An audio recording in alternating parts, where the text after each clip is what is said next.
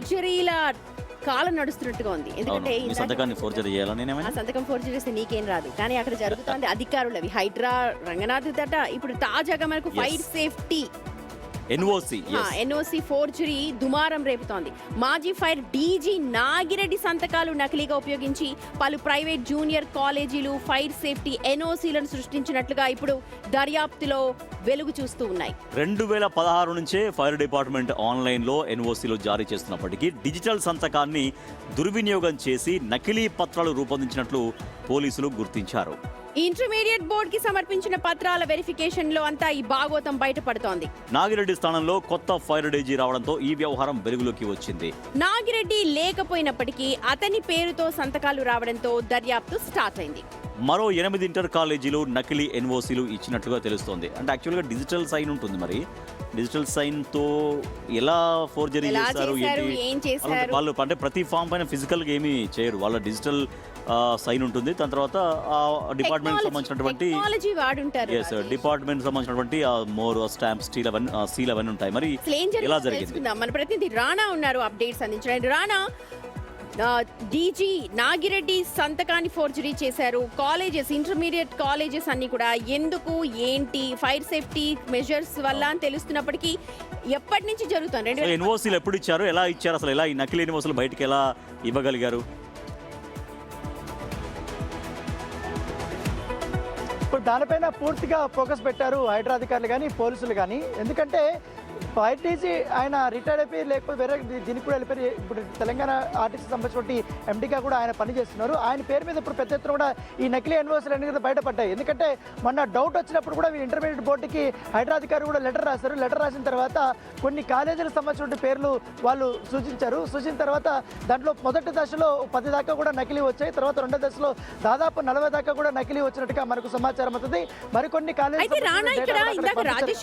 Digital signature ఉంటుంది, digital signature ని కూడా స్కాన్ చేశారా? దాన్ని కూడా ఫోర్జరీ చేసేసారా? అంత టెక్నాలజీ ఉందా?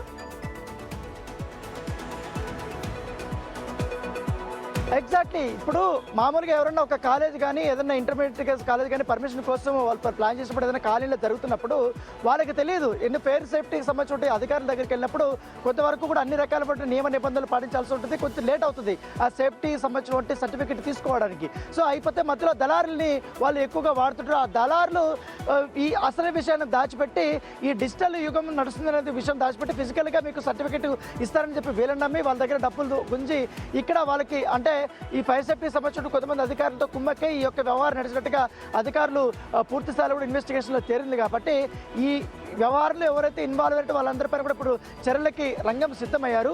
సో బ్రోకరిజం చేసినటువంటి వారిపైన కూడా ఇప్పుడు పూర్తి స్థాయిలో కూడా ఫోకస్ పెట్టినట్టుగా మనకి సమాచారం అవుతుంది. కేవలం ఒక ఫైర్ సేఫ్టీనే కాదు, హైడ్రా రంగనాథ్ సంతకం కూడా ఈ రకంగానే బయటపడింది. కాబట్టి మరింత మంది ఇలాంటి డిఓలు కానీ ఎంఈఓలు కానీ సైన్లు ఏమన్నా ఇట్లా ఉన్నాయా? ఎందుకంటే భారీగా వాళ్ళకి ముట్ట చెప్పాల్సి వస్తుంది కాబట్టి దీనికి పాల్పడ్డారనుకోవచ్చా? పెద్ద పెద్ద కాలేజెస్, రెనోడ్ కాలేజెస్ ఉన్నాయా? ఎగ్జాక్ట్లీ. ఎందుకంటే అన్ని చాలా పేరు మోసినటువంటి కాలేజీలే, ఎందుకంటే మళ్ళీ ప్రైమ్ స్పేస్లో ఉన్నటువంటి కాలేజీలే. అవంతా కూడా అడ్డదారుల్లో ఎన్ఓసీలు తీసుకొని వచ్చి ఈ రకంగా కూడా వాళ్ళు నడిపిస్తున్నారు. సో దీనిపైన ప్రత్యేకమైనటువంటి ఫోకస్ అయితే అధికారులు చెప్పారు. రేపైతే చాలా కీలకమైనటువంటి విషయాలు అయితే బయటపడే అవకాశం ఉంది. ఇన్వెస్టిగేషన్ అండర్ ప్రాసెస్లో అయితే ఉంది ఇప్పుడు. Right, thank you Rana. మొత్తం నకిలీ ఎన్ఓసీలు సృష్టిస్తున్నారు. చాలా ఉన్నతాధికారుల సంతకాలని కూడా ఫోర్జరీ చేసేసి టోటల్గా నకిలీ డాక్యుమెంట్స్, నకిలీ ఎన్ఓసీలు, డిజిటల్ సంతకాలు. ఇంతకు ముందు చేతి రాత అయితే దాన్ని ఫోర్జరీ చేసేవాళ్ళు, నకలు చేసేవారు అని అనుకునేవాళ్ళు. కానీ ఇప్పుడు డిజిటల్ సంతకాలతో సహా మొత్తం ఫోర్జరీ అవుతున్నాయి. అంటే టెక్నాలజీని ఎలా వాడుతున్నారు చూడండి. అది కూడా ప్రముఖ కాలేజెస్.